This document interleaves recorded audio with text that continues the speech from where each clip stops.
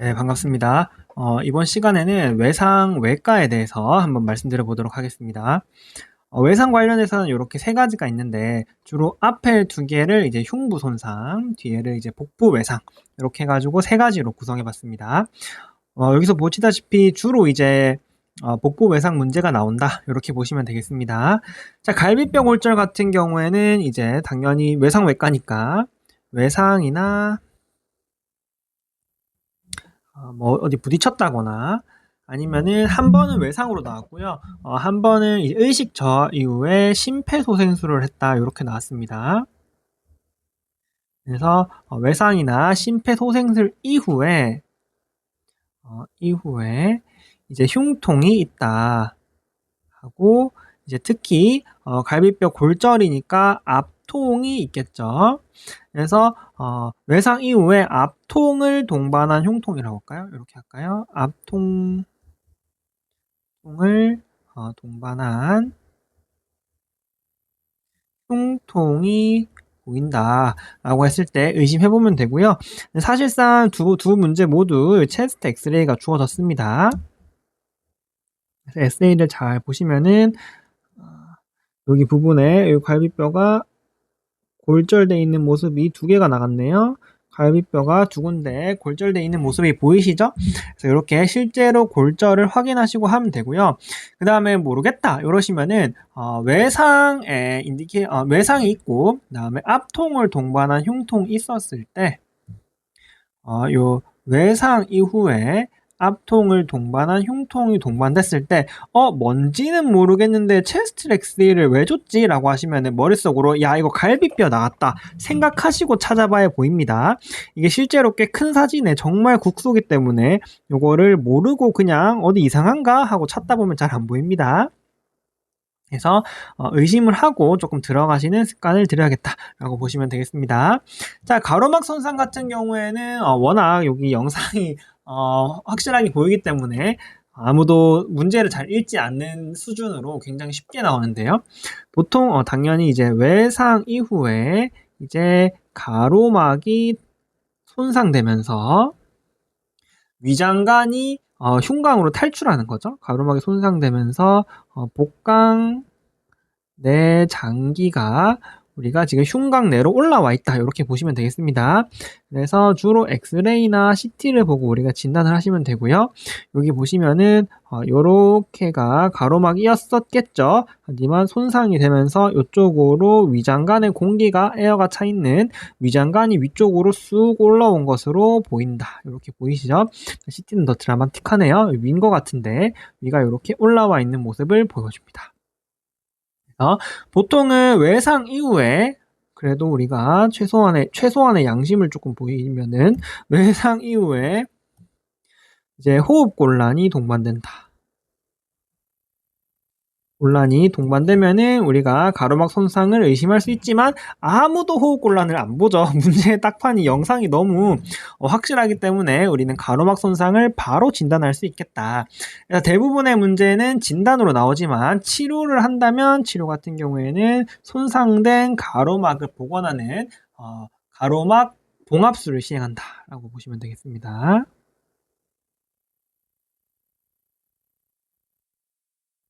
자, 그다음에 갈비뼈 골절 같은 경우에는 정확히 어떤 인디케이션에 의해서 얘를 뭐 수술을 하든 뭐 붙이든 그건 잘 모르겠지만 아마 정형이라서 워낙 마이너해서 안 나오는 것 같고요. 저희 수준에서는 그냥 진통한다까지만 시험 범위라고 생각하시면 되겠습니다. 그래서 통증 조절을 한다라고 보시면 되겠고요. 그다음에 기본적으로는 엔세이드 그다음에 오피오이드도 사용할 수 있다. 라고 보시면 되겠고요. 시험 정답으로는 오피오이드가 나왔습니다. 오피오이드만 해놓을게요. 이거는 가로막 봉합술이 시험에 출제된 적이 있습니다. 알고 계셔야 됩니다. 그래서 이렇게 두 가지가 흉곽 손상이고요. 복부 외상 같은 경우에는 이제 외상 이후에 어딘지를 정확하게 아셔야 되잖아요. 그래서 주로 손상되는 부분이란 말은 이제 시험에 나오는 부분은 간, 비장, 췌장, 그다음에 신장, 그다음에 딱 한 번 출제가 된 적 있는 방광 요렇게 순서입니다. 기본적으로 방광을 제외하고 나머지 4개는 비슷하게 출제가 되고 있기 때문에 다 아셔야 된다. 그래서 외상 이후에 우리가 여기가 이제 손상되는 질환인데 어디가 손상돼 있는지 어떻게 아냐 하면 당연히 우리는 CT에서 조형증강 CT겠죠? 조형증강 CT에서 이제 손상 부분을 확인해야 된다. 그래서 야 이거 어디 손상이야 라고는 아셔야 되고요. 그 다음에 다음 처치가 보통 시험에 나오는데요. 이 조형증강 CT를 보시고 우리가 손상을 확인하면 된다. 그래서 밑에 제가 저기 좀 이따가 알려드릴 여기 영상 다 있습니다.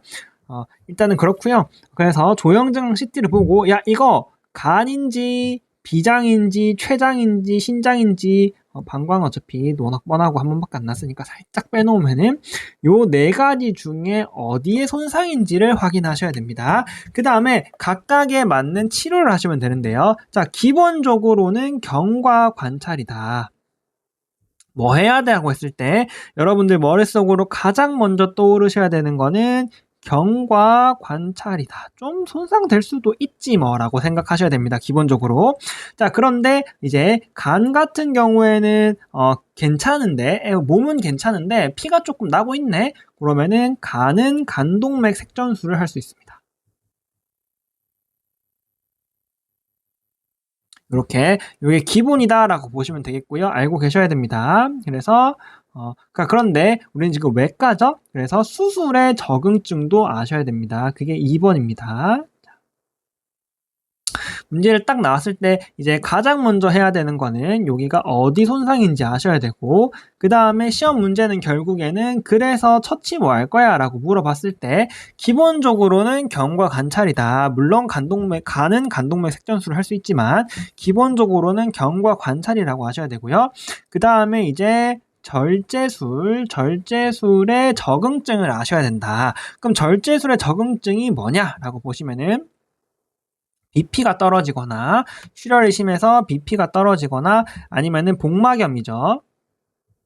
반동압통이 있으면 우리가 절제술을 시행한다. 이렇게 보시면 되겠습니다. 그래서 이게 이제 중요하다라고 보시면 되겠다.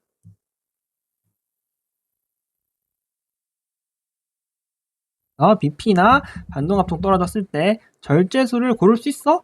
만약에 요게 없어. 요게 없으면은 뭐가 어떻든 상관없습니다. BP 안 떨어지고 반동압통 없으면 무조건 경과 관찰이라고 하시면 되겠다. 물론 간은 간동맥 색전술입니다. 자, 그렇다.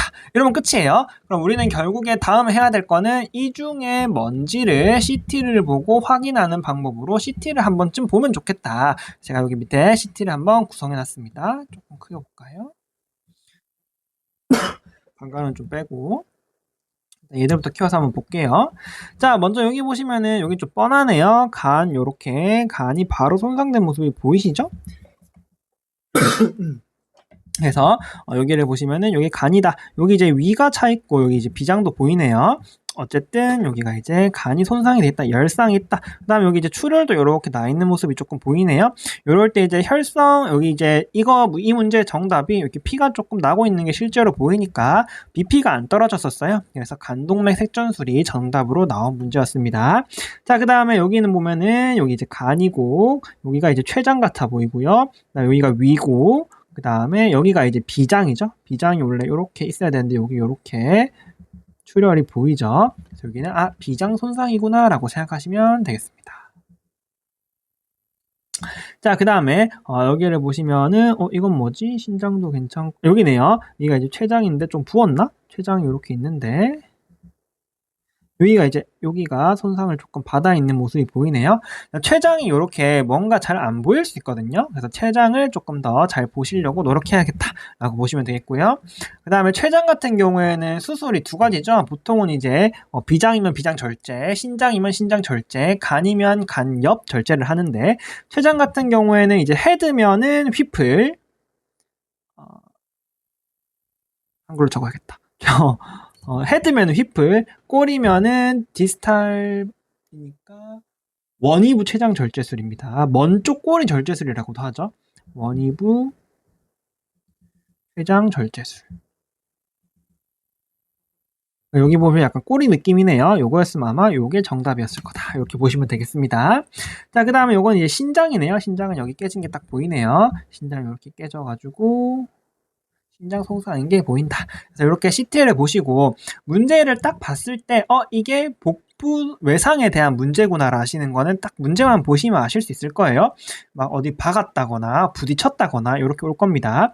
자, 그 다음에는 이제 CT가 떡하니 있을 거예요. 그래서 CT를 보시고 이게 간인지 비장인지 췌장인지 신장인지를 판단하시고 첫 번째로, 두 번째로 이게 손상이다 하고 끝나면 좋겠지만 두 번째로 다음 대처를 물어볼 수 있습니다. 그 경우에는 이제 BP랑 반동압통이 있는지를 확인하시고 BP나 반동압통이 없다 그러면은 경과 관찰, BP나 반동압통이 있다 이러면 절제술 쪽으로 가시면 되겠습니다. 그 다음에 췌장 같은 경우에는 휘프를 할지 원위부를 할지까지도 조금 결정을 해주셔야 되겠다라고 보시면 되겠고요.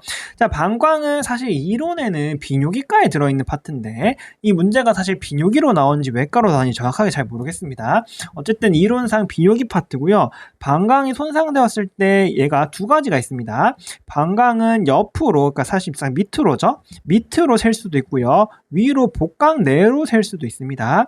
그래서 아래쪽으로 샌다면 얘는 큰 문제가 없기 때문에 보통 폴리카테터를 삽입합니다. 근데 위쪽으로 올리면 복강 내로 지금 소변이 유출되는 거잖아요. 굉장히 위험한 상황이죠. 응급 상황이다. 그래서 응급 개복을 해서 여기를 봉합을 해줘야겠다라고 보시면 되겠습니다. 이렇게까지 하시면은 외상외과에 대해서 말씀드렸고요. 이 복부 외상에서 이제 CT 보고 확인한 후에 요거를 확인해서 요거 할지를 정하시는 게 중요하다라고 보시면 되겠습니다. 네, 외상이 생각보다 빨리 끝났네요. 여기까지 하겠습니다. 수고하셨습니다.